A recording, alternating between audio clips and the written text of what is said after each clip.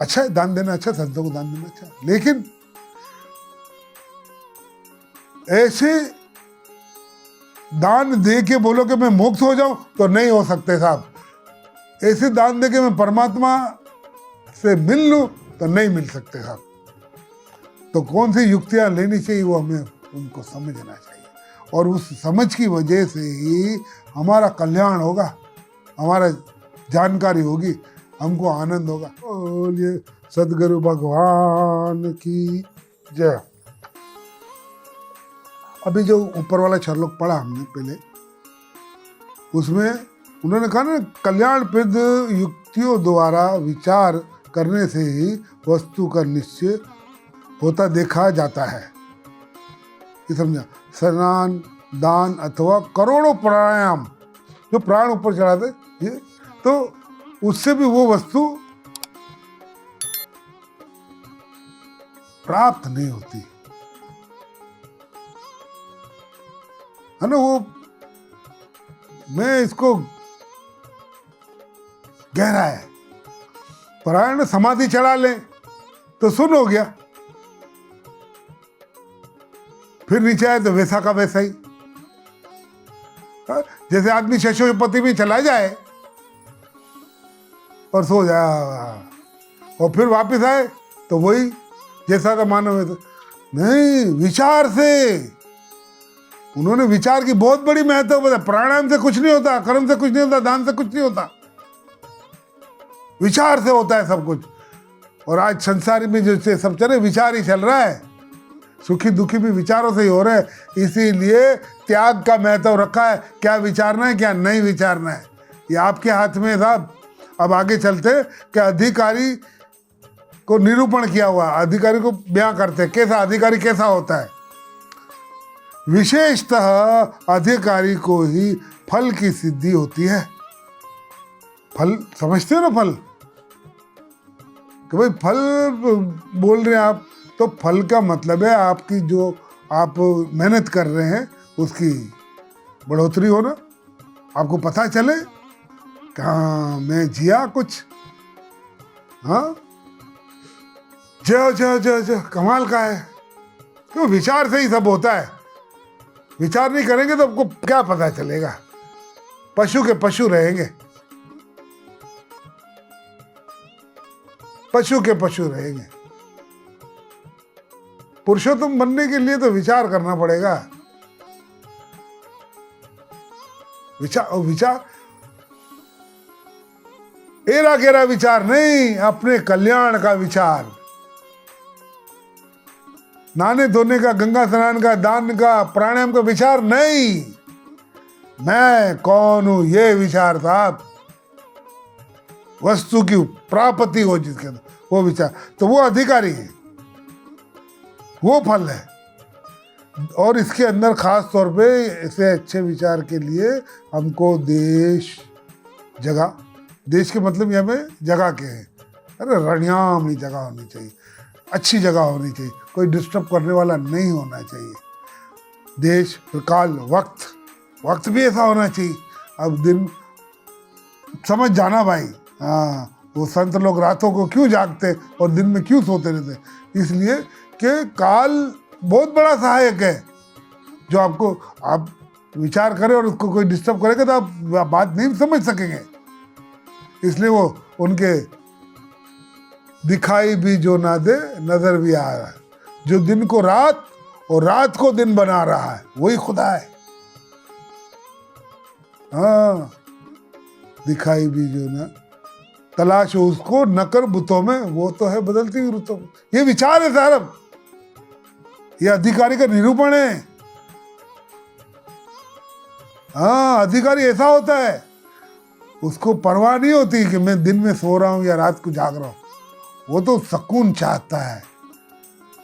देश काल का उसमें महत्व है ना। आप शांति में कहीं होंगे, शांति से बैठेंगे तो कोई बात समझ में आएगी। ये सब सहायक होते हैं, सब सुविधा देने वाले होते हैं। अब चलते 15वें श्लोक की तरफ। अतः वेद वेताओं में श्रेष्ठ है ना, जो ब्रह्म को अच्छी तरीके से जानता है, वेद वेता नहीं ब्रह्म वेता, जो ब्रह्म है ना, ब्रह्म को जानना इतना आसान है। और उन ब्रह्म वेताओं में भी जो सबसे श्रेष्ठ है वो कौन है? ब्रह्म वेताओं में भी जो सबसे श्रेष्ठ वो सद्गुरु देव है, जो कि आपको उस ब्रह्म की पहचान कराते हैं, अपने आप से मिलवाते हैं साहब।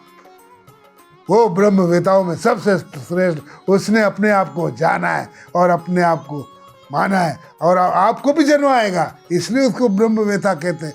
जो जानता भी है, जना भी सकता है, उसको ब्रह्म वेता कहते हैं। कोक करथर कोक परथर, कोई कबीर की राखत ना दू, और संत मेरे सर ऊपर। लेकिन पुरुषोत्तम के गुरु तो भागीरथ स्वामी, सुंदर के गुरु हैं और दादू साहब कहते हैं, सुंदरदास कहते हैं कि कबीर सही है, मेरे गुरु का गुरु था, दादू साहब के गुरु कबीर थे, वो कबीर को नमस्कार है, मेरे गले का हार है। लेकिन मेरे गुरु तो दादू साहब है।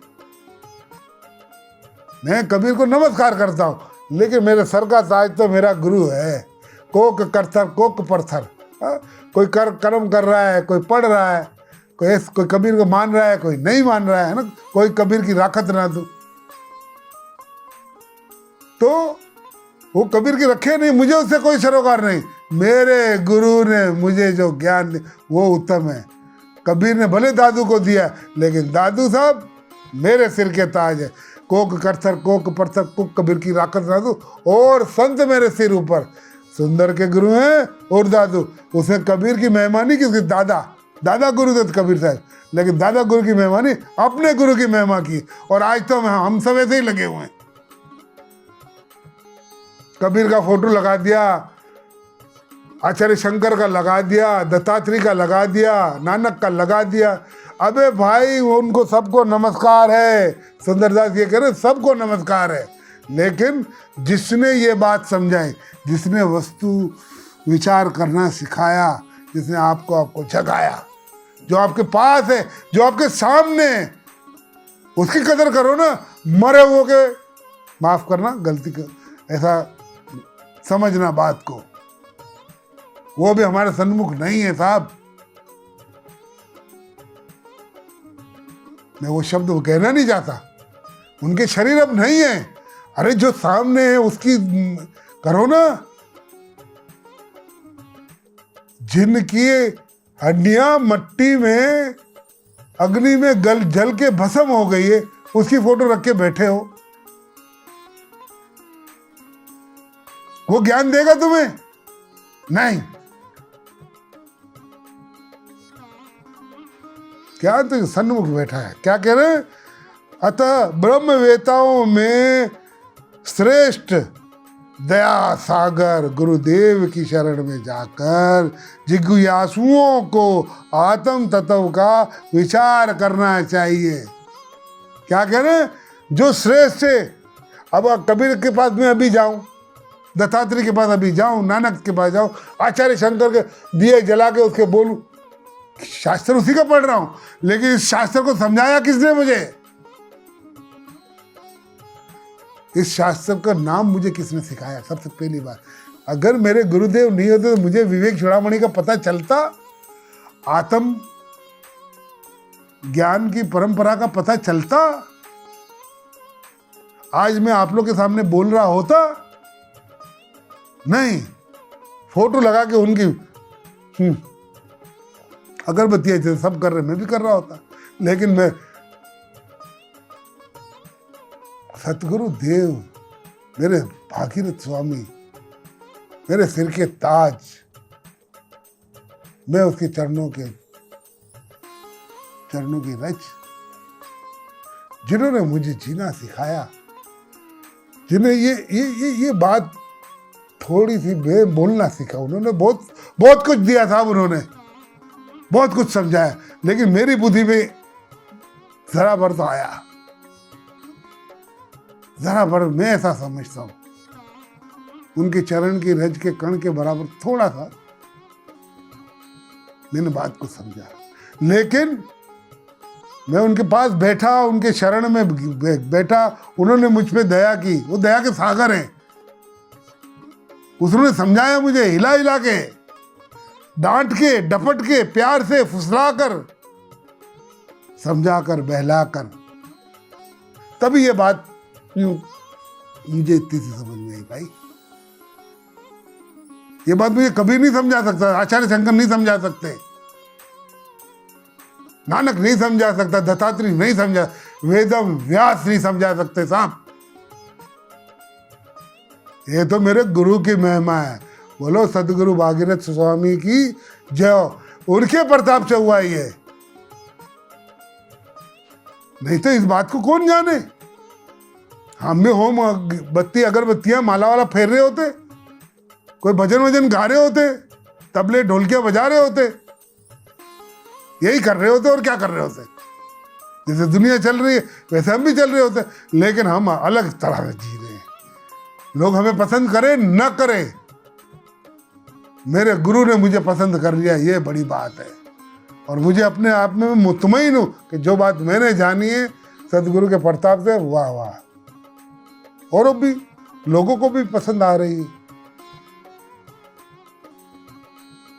ये गुरु कृपा है। वो मैं थोड़ी सी बात, जो मेरे बाप को नहीं इज्जत देते थे ना, वो मुझे इज्जत देते हैं साहब, मेरे गुरु के प्रताप से।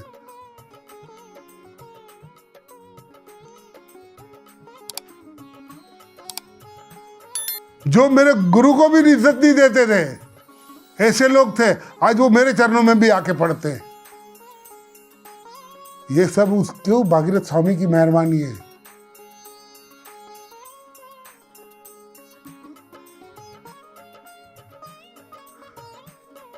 जय सदगुरु। मैं कहीं और चला गया तो वो ब्रह्म वेताओं में सबसे श्रेष्ठ में सदगुरु। कब सुंदरदास ने भी कह दिया, कबीर की महिमा नहीं की थी, अपने गुरु की महिमा की, क्योंकि उसने उसको समझाया है।